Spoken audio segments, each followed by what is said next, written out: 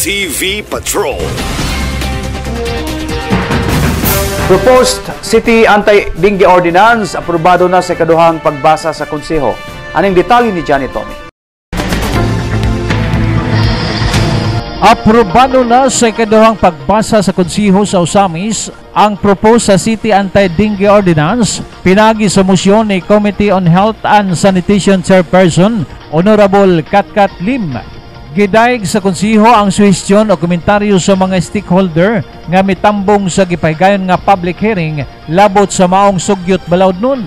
Apan pinal nga gipaboran sa mayoryang Konseho ang orihinal nga namugnang mga probisyon, labi na ang pagpahamtang og kantidad sa penalty og imprisonment duration sa mga individual o bakaha juridical entity nga makalapas sa rason nga makaturunganon lang kini. Ilang gipasabot nga dili silot ang gipahamtang nga penalty og kaso sa makalapas apan basihan lang kini aron madisiplina og magmatngon ang katawhan labot sa gikabalak ang mga kaso sa dengue nga gikakalas na sa may napulo ka mga batang o sa misnon.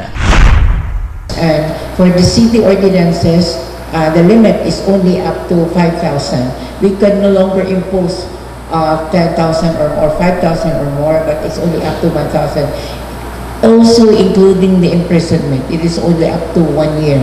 So if this is the maximum, and since we already declared outbreak because we could no longer control, especially on the side of our deaths and cases, I think it is proper to have the imposition of the 5,000 and imprisonment of 1 year.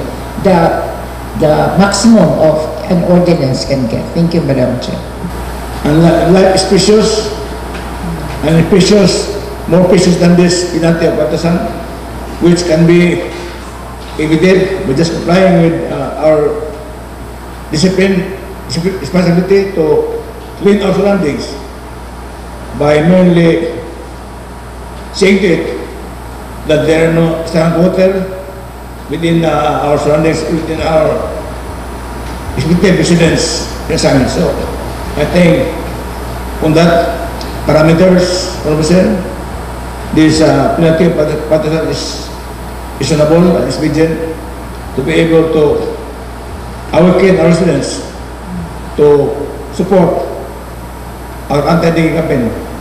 After thorough deliberation, Madam Chair, I would like to pass the Osamis City Anti-Dengue Ordinance providing for the terms and penalties for willful and negligent acts in connection thereto for second reading, Madam Chair.